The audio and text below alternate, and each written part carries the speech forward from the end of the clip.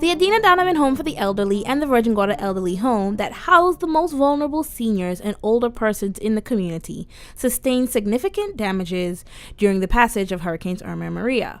The construction works were financed by the Pan American Health Organization, otherwise known as PAHO, as part of their $1.3 million contribution to support health response. To mark these milestones, restoration handover ceremonies were held at both facilities on May 30th and May 31st, where I was able to speak to a few key players in the restoration works. So I'm standing here with the Minister for Health and Social Development, Honorable Ronnie W. Skelton, and we just concluded a ceremony to recognize the completion of the renovations done to the Adina Donovan Home. So Minister Skelton, tell us, what does a completion of a project like this mean to the residents and ultimately the people of the Virgin Islands? Let me say to you that this project was damaged during Hurricane Irma and Maria, but before that there was some important needs for repairs to the facilities. What Irma and Maria, the damage that have caused with the help of PAHO, the Pan American Health Organization, they have assisted us in really bringing this project up to a higher standard. We have just walked through the facilities and we can see and feel the improvement that were made to this facility. We now have a PV system, which is a power supply, a solar power supply system on the roof. I understand it's about 10.2 kilowatts of power, which will aid in the power supply for the Adina Donovan's home. This project is extremely important for the residents of the home because now they have new and improved facilities, bathrooms. The ramps are more accessible and easier to travel on. The whole spaciousness of the facility, they have medicine cabinets that assist the workers here to dispense medication to the residents. And the people of the Virgin Islands should be proud of this facility because here we have now have a more and improve. Is not the final thing that we want, but it's much more improved, and there are still some needs here. And if there anyone who's going to be listening to this interview, I will encourage them to look at Adina Donovan's home and see what contributions they can make. There is still some need for security systems. There's still some need for alarm systems. Furnishing is still, although we have gotten quite a bit of new furnishing for the facility. And, you know, there's still some need here. And these are our people. They unfortunately have to be here because of the circumstances in life, but we can't just turn our backs on them. So we're surrounded by recovery efforts. There are buildings being done over. What are your words of encouragement that you would leave with anyone who is going through this recovery process or this long road to overcoming whatever challenges in recovery? No, I get some inspirations from some of the things that I see and some of the people that I am seeing getting stuff done. I know there are people out there who need help. They need real help. And it's us as a government to try to get help to these people. We normally say as quickly as possible, but we need to get help to these people. Sometimes some help going to take a little longer than others, but we need to get help. I am encouraged by when I see like Charlene Dabio, who's out there trying to make sure that the facilities, the government facilities, especially health facilities, the home in Virgin Gorda that she actually went out there and begged PAHO to assist us with it, along with this home. The clinics that PAHO is assisting us with, both in East End, in Long Loc, the one in Capoons Bay, So we are trying to, as we go, get the health facilities up and running. I'm here with Ms. Charlene Dabrio, the Director of Disaster Management, and we just wrapped up the ceremony for the completion of the renovations done to the Adina Donovan Home. And Ms. Dabrio was one of the key elements in getting this project off the ground and seeing it through to completion.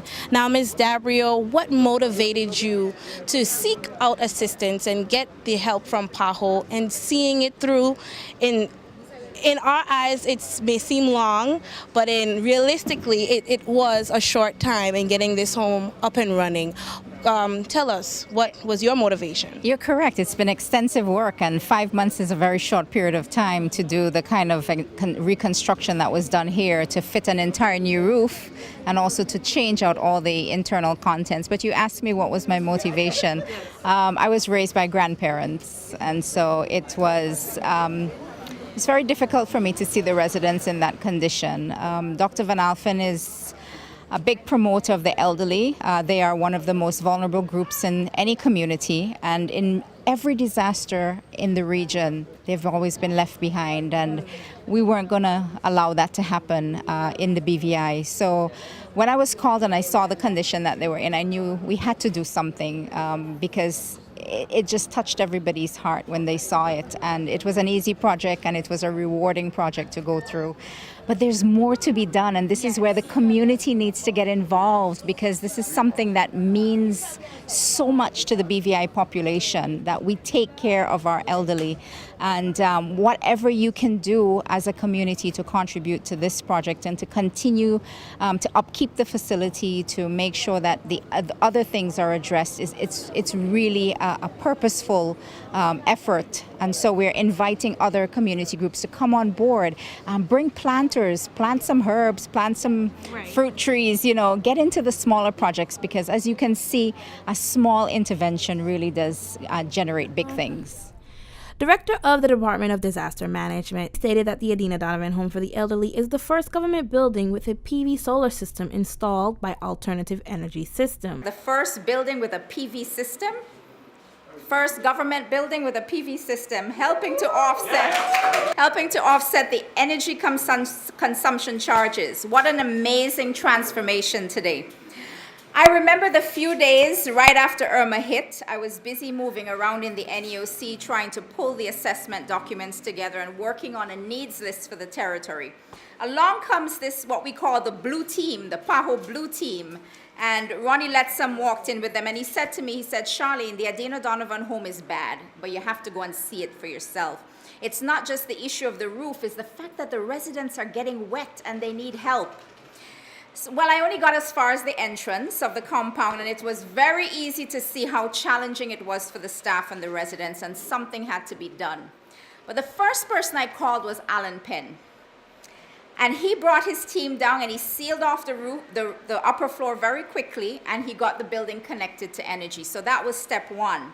My next call was to Dr. Van Alphen, because if there was one person in the region who is a big supporter of the elderly, it's her. The conversation was short. All I had to do was just give her a brief description of what happened, and she was convinced.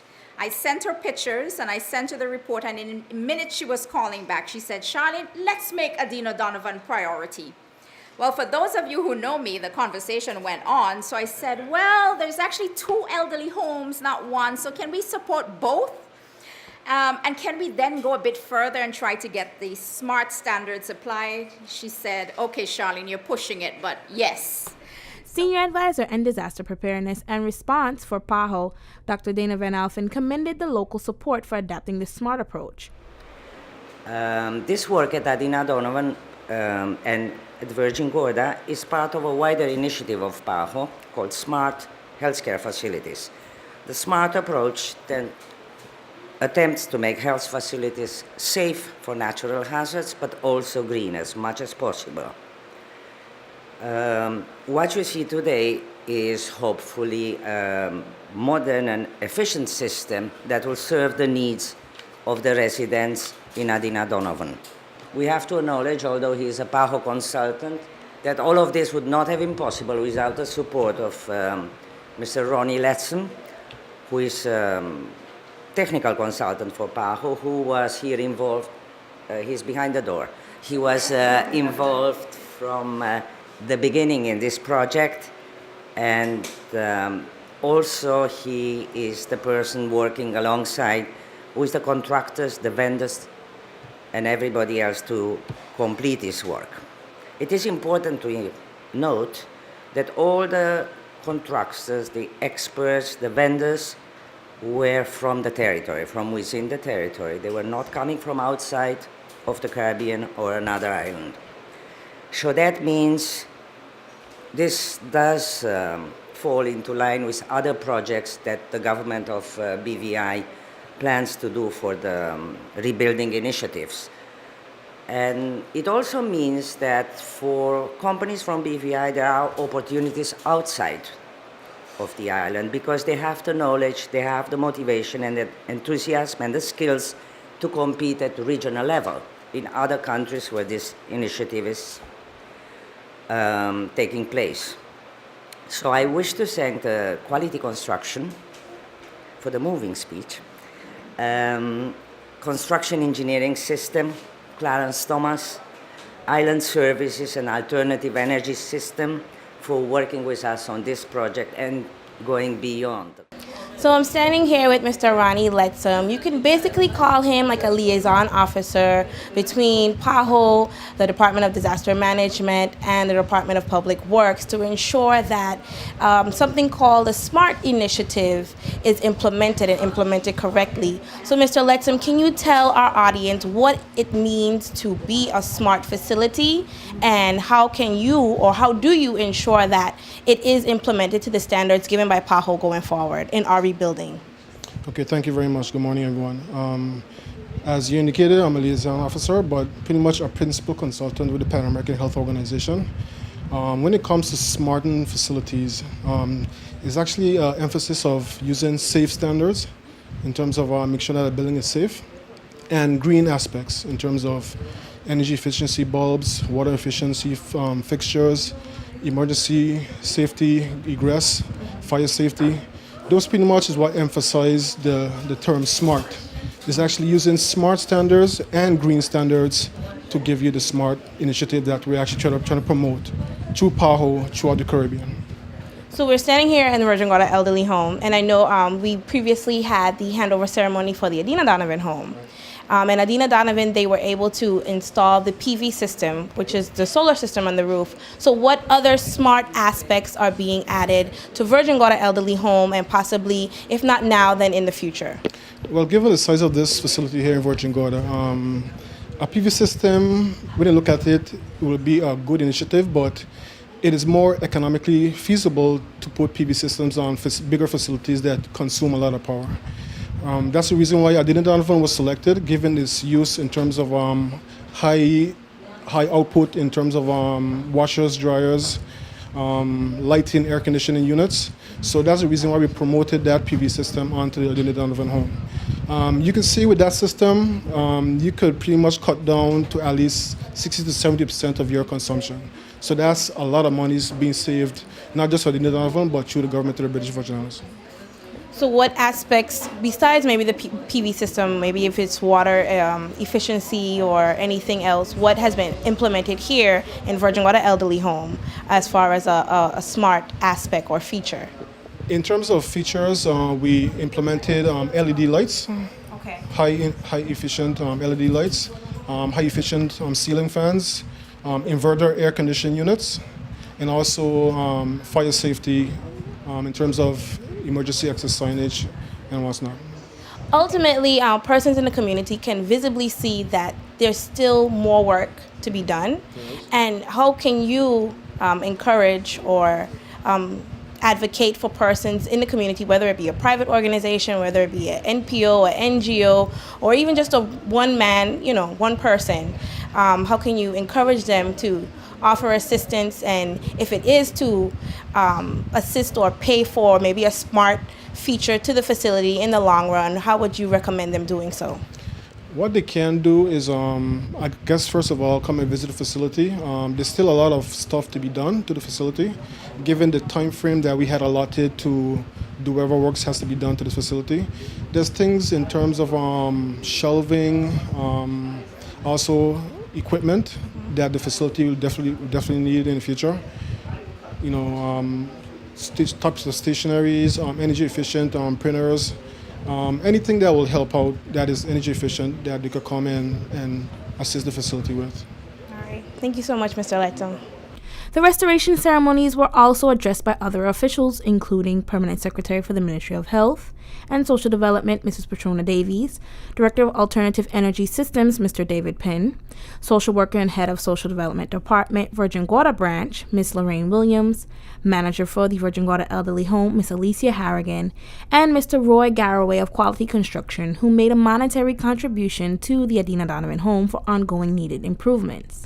The repairs to both buildings included new roofing, interior and exterior doors, windows, light fixtures, energy-saving ceiling fan and air conditioners, fencing, PV solar system, cabinetry, shelving, and much more. PAHO's commitment was made in October 2017 and included the purchasing of new vehicles for environmental health, medical consumables specifically for hospitals, clinics, and the elderly home.